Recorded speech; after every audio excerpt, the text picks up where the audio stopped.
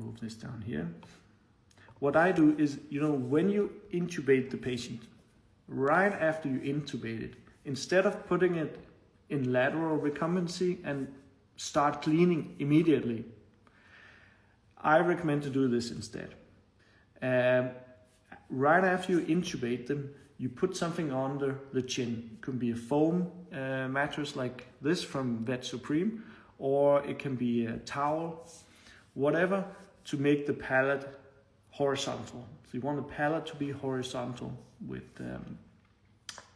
and if you've ever had roots that are very long and very oblique on the X-ray, one common problem could be that the palate is not horizontal, so the nose is pointing down.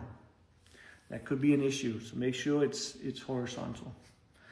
The timing of things makes a big difference also, because I mentioned that traditionally a lot of vets are immediately putting the patient on the lateral, starting to clean, then taking X-rays whenever they find a problem. And I have a big problem with this statement, because you don't know if there's a problem or not, because you cannot see it on the surface. We just saw those examples before, that a lot of the disease is hidden, so you cannot really see it. So that's why I think you should take full mouth X-ray on every single patient, not just teeth that you see a clinical problem with, because you're not going to see all of those. So imagine that you put the patient on the lateral, then you start cleaning, then you find a few bad teeth, and then you extract those or you call the owner. Can I extract those teeth? Okay, you can. Then you flip the patient. You have to start over, clean again, take some X-rays again. You find 5 more teeth. So what do? You have to call the owner again, say, oh, I found 5 more teeth. Can we take those also? The price is now going to increase. This will be a bit frustrating for our clients and not very trustworthy. So I would recommend gathering all the information first before that you call the client. And this is how I do it. So I start with full mouth X-ray. And so you take the maxilla first, and then the mandible. And so you take the maxilla, you flip it on dorsal recumbency. While it's in dorsal, you take the mandible. When you're done with that, you examine, you do your charting and your oral examination. You write your findings down. Now you already know what's going to be extracted. And then you can call the owner and say, we need to do all of this work, get the permission to do that, then place your nerve blocks. So while you are cleaning the patient, the nerve blocks are taking effect. Once you're done with cleaning, the nerve blocks work and you can start your extraction. So it's much faster workflow. All right.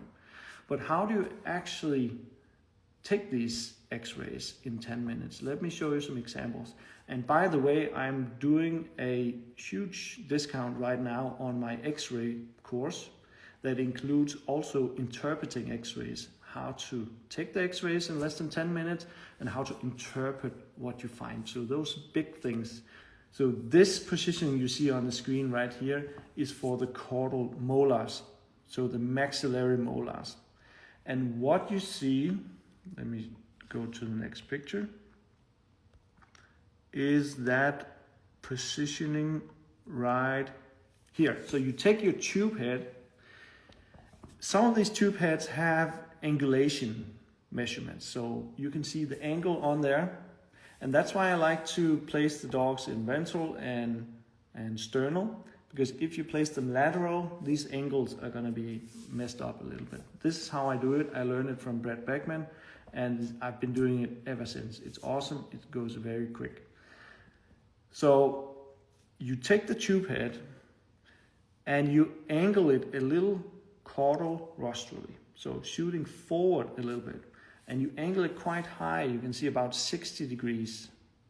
And you see on the picture below where I actually placed the film. Make sure the film, the edge of the film is placed so the edge, the teeth are biting down on the edge of the film.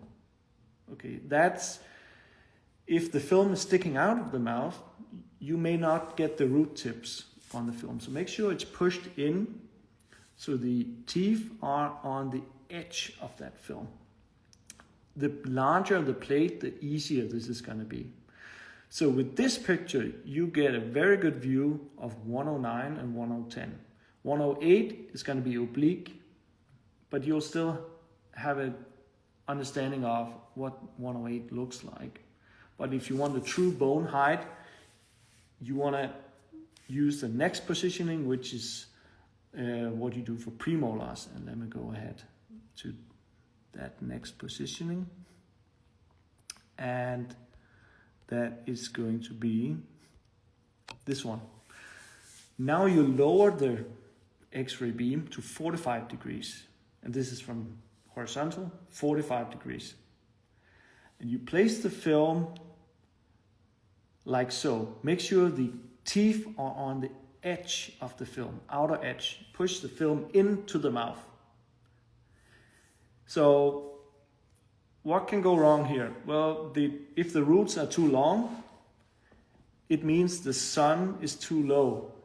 If we imagine the X-ray here is the sun shadowing a cast or casting a shadow. So if the roots are too long, it means that your X-ray beam is too low, right? So you want to move it up a bit, up more. So you shoot more vertical. If the root tips are not onto the film, it means the film is too far out of the mouth. You need to push the film further in. If you have a very small sensor, you have to push it in even further so the crowns are not touching the film anymore. The crown is actually buckled to the film. So you sacrifice the crowns to get the roots on, so to speak. But if you have a size 4 plate, this doesn't matter. You can shoot whatever. You can place it wherever. The teeth are always going to be on the film. That's why it goes so fast when you have these phosphor plates. Instead of fiddling with the size 1 or size 2 sensor, and you have to retake the pictures constantly because you don't get the roots on. Life's too short to do that. So I really recommend getting larger films. Let's see if anyone has questions. Great tip. I always struggle to get the caudal maxillary teeth. Try this for your next one. And comment X-ray if you want my X-ray course. 50% off right now. So try to comment X-ray, see if you get a link. Okay, cool. Any other questions here? I don't think so. Let's move on. So what's the next tooth that is causing problems? Canine tooth, right? So let's see what we're gonna do for the canine tooth in the maxilla. Okay, so what happens here? We increase the angle to 70 degrees. So some of you have seen this concept of the peace sign, right? The index finger is vertical, middle finger is 20 degrees from that, which is 70 degrees. This is the angle your X-ray generator should come in at, 70 degrees, like you see on the picture here. So you still place the film horizontal in the mouth. You make sure that the tip of the canine tooth is at the tip of the film. You see on the picture here, you see the tip of the canine tooth is touching the edge, the tip, or the corner of that tooth. And then you shoot either lateral, straight lateral, like on this. You can only do that with a large plate. If you have a size 2 sensor, you will most likely not get the root tip on the sensor if you shoot straight lateral. That's why it can be useful to shoot obliquely. So you make a slight oblique shooting from front and behind. So rostral to caudal direction. And you want to imagine that the shadow of the tooth is laid onto the film. So imagine that your eyes are the X-ray beam. You look through the skin. You imagine where is that root and where is the shadow going to be casted if you had X-ray vision. And then imagine that you have to, the X-ray cone should be further up. So the big problem here that people usually do is they place the tube head too low. So you have to almost make it vertical and then a little off to the side. Then you can shoot straight lateral from the lateral side, or you can do it like in this direction, oblique, front to back. And that will get the root tip on the film. If you have a small sensor and the root tip is not on the film, that means you have to push the sensor further back. Again, you have to sacrifice the crown to get the root tip. You just push it further in, raise the X-ray tube to shoot like more down, and you will get that root tip on that film.